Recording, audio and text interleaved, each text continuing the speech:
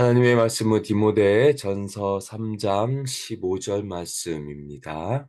제가 읽겠습니다.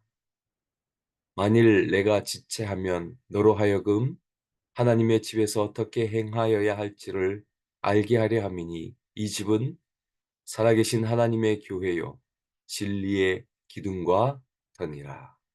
아멘. 사도 바울은 교회의 직분자를 어떻게 선택할지를 말한 다음 다시 목회자 디모데를 향한 권면의 말로 돌아옵니다. 여기서 사도 바울은 자신의 여정에 대해서 언급하면서 왜 디모데 전서를 쓰게 되었는지를 알 수 있는 대목이 나옵니다. 14절 말씀을 보시면 내가 속히 내게 가기를 바라나 이것을 내게 쓰는 것은 사도 바울은 디모데가 에베소에서 목회가 힘들어하는 것을 알고 바로 방문하고자 했으나 어떤 상황인지는 모르지만 그 상황이 여의치 않은 것 같습니다. 그래서 바로 방문하는 대신 편지를 쓰게 된 것입니다. 그 편지가 바로 디모데 전서입니다.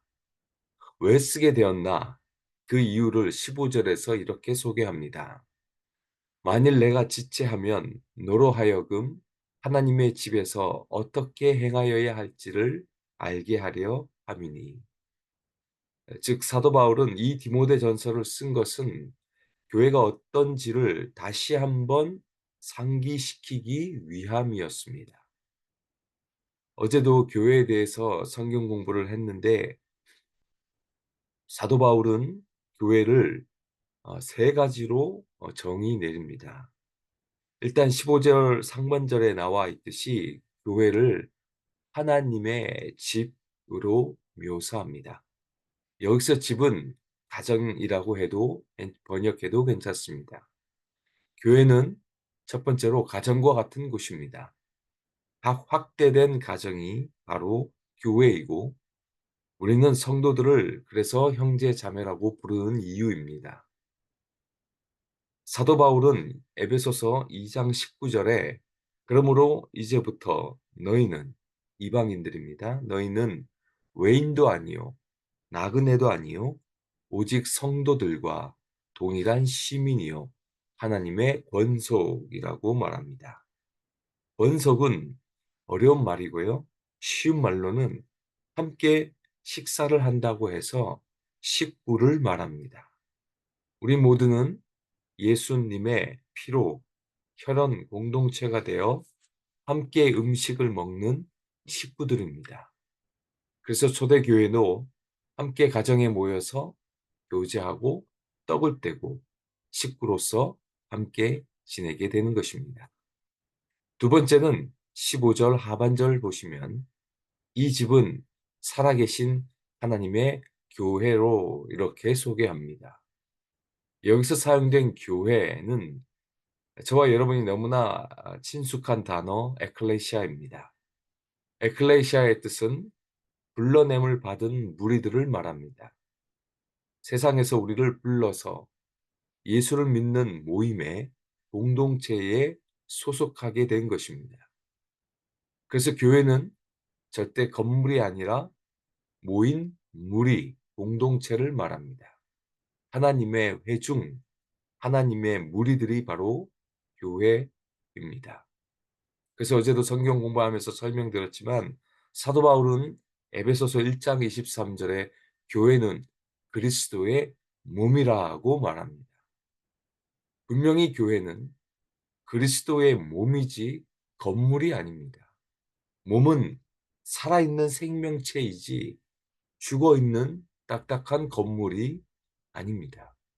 교회는 살아있는 생명체인 유기체인 바로 저와 여러분이 이렇게 함께 모여 기도하고 말씀 듣는 이 모임 자체가 교회입니다.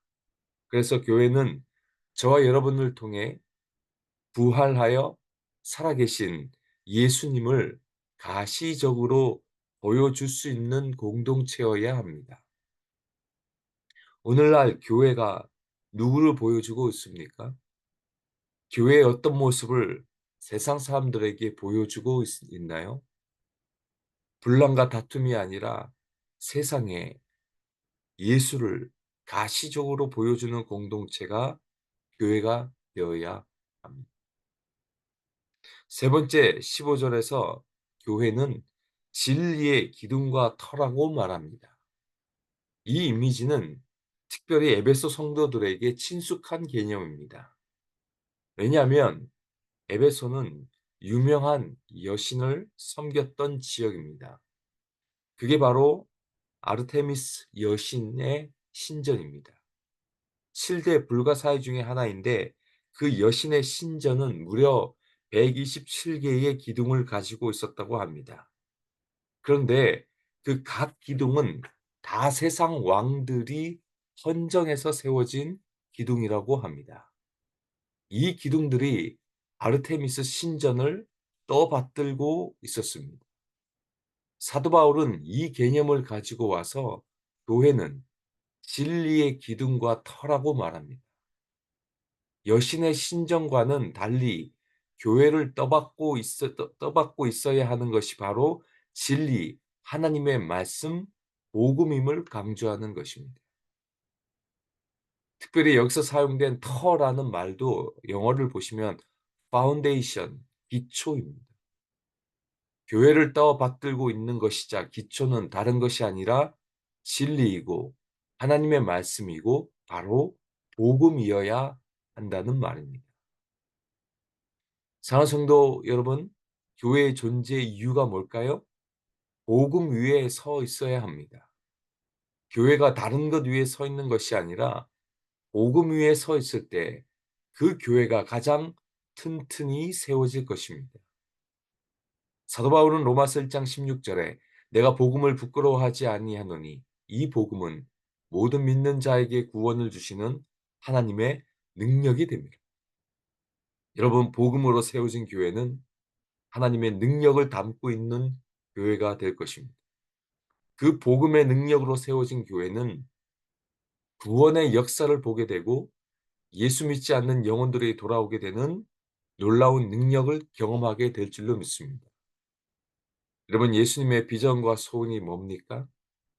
그게 복음을 전파하고 영혼을 구원하고 제자 삼는 것이 예수님의 소원 아니겠습니까? 복음을 외치는 교회가 되는 것이 우리 예수님의 소원입니다. 여러분, 예수님의 소원에 올라타시는 교회와 성도들이 되시기를 바랍니다. 저는 그래서 마태복음 28장 19절 2절 말씀, 예수님의 마지막 지상 명령이고 우리에게 부탁한 예수님의 소원입니다. 이 말씀 읽고 설교 마무리합니다. 그러므로 너희는 가서 모든 민족을 제자로 삼아 아버지와 아들과 성령의 이름으로 세례를 베풀고 내가 너희에게 분부한 모든 것을 가르쳐 지키게 하라. 볼지어다 내가 세상 끝날까지 너희와 항상 함께 있으리라 하시리라.